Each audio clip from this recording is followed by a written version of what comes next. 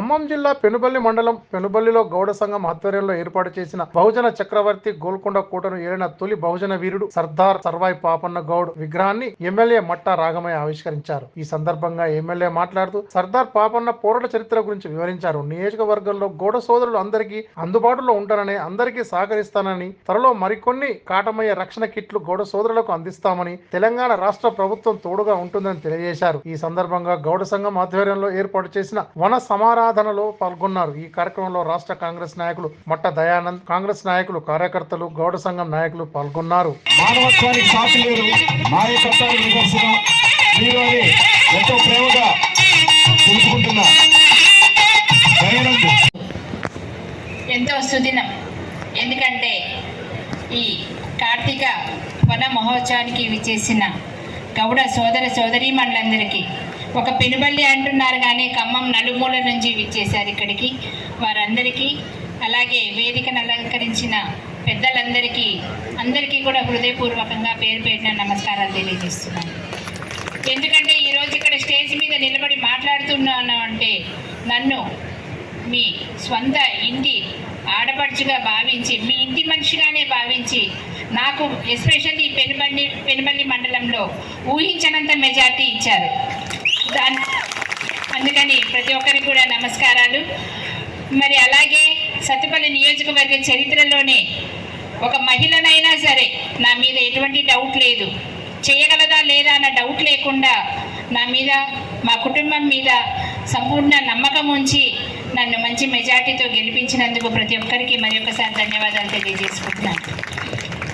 ముఖ్యంగా చూస్తే ఈరోజు సర్దార్ సర్వాయి పాపన్న గౌడ్ గారి విగ్రహావిష్కరణకి నన్ను ప్రత్యేకంగా ఆహ్వానించారు.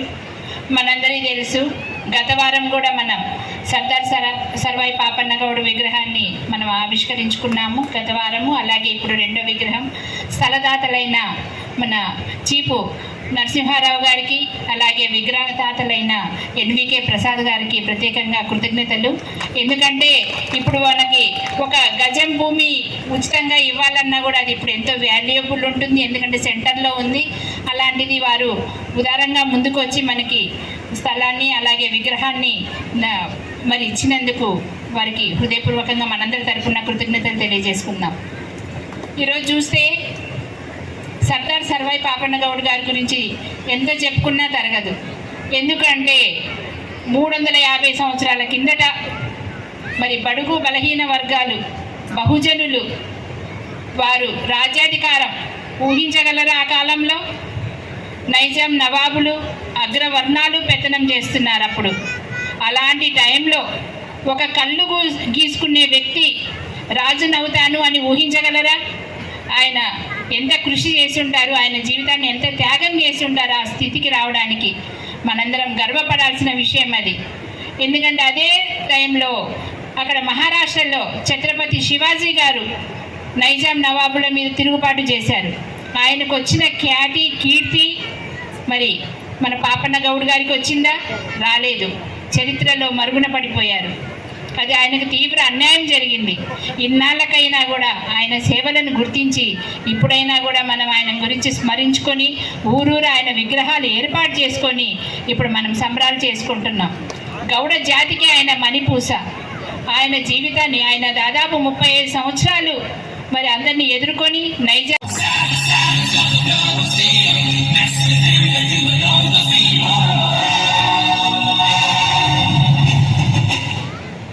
ఈరోజు సర్దార్ సర్వాయి పాపన్న గౌడ్ విగ్రహావిష్కరణకి ఆహ్వానించినటువంటి పెనుబల్లి మండల గౌడ సంఘాన్ని హృదయపూర్వక నమస్కారాలు. అలాగే ఈ కార్యక్రమానికి చేసినటువంటి గౌడ సోదరి మందరికి, అలాగే ఇతర కులస్తులందరికీ కూడా హృదయపూర్వక నమస్కారం తెలియజేస్తున్నాను.